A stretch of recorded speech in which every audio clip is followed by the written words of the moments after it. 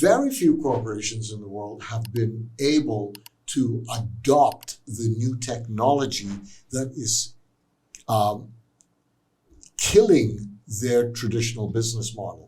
Very few have ever been able to pivot because it is in their culture. It is in their system. It's in their DNA. Kodak made photographic paper, photographic chemicals. That's what photography was about. You know, when it went to digital, it didn't know what the hell to do with it. You know, corporations like Blockbuster, they physically rented out the DVDs and the videotapes, you know, and they didn't know what the hell to do with a streaming service. It was anathema to them. Xerox that created the PARC, the Palo Alto Research Project, that gave birth to the Mac, gave birth to the mouse, gave birth to the internet, TCP/IP, gave birth to the graphical user interface that Steve Jobs stole from them when he went to visit one weekend, right? He came back to Apple, and he took his top engineers and they said, hey, we're working on Apple too. He says, forget that. This is what we're doing now. Graphical user interface is the future. And so the Mac was born because he saw it. Right. And you know, the mouse was there, TCP/IP was there, all of that. Xerox funded that as part of the paperless office. But Xerox could not embrace the paperless office because Xerox was about paper. Cut down the tree, make it into paper, sell it. Yeah. Copies and So they cannot pivot. They will not pivot. They will die in the headlights, staring at the headlights of this oncoming tsunami, and they can't do anything about it. Is it because these corporations are headed off by older thinking, stuck in the mud, greed-fueled machines that we call human beings? Because I mean, I don't see, for me, right?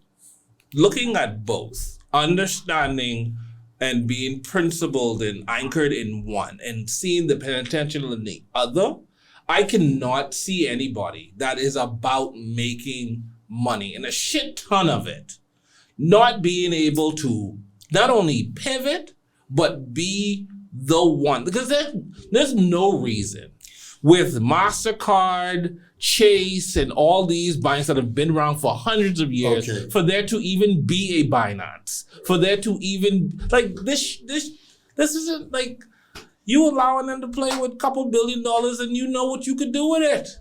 But here's the thing. Visa's business model and MasterCard's credit card, it's dead. Yeah. That's the problem. Yeah. Because charging a percentage to make a transaction happen, right? That technology is dead the same way long distance charges are dead because of WhatsApp, because of the internet, because of voice over IP.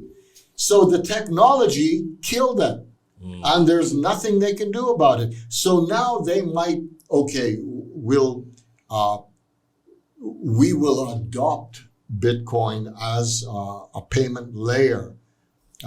Say MasterCard, right? But that doesn't change. It doesn't change anything. The point is their business model is obsolete.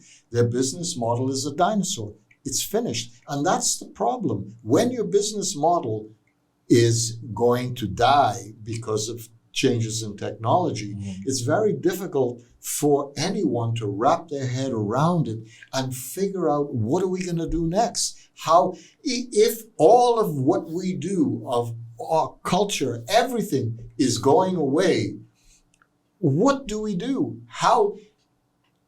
We can't wrap our heads around it. So we just go down with the ship. And that's what happens. Ultimately, they try and stave it off for as long as possible, and then they die. And this is what's going to happen to the traditional financial system.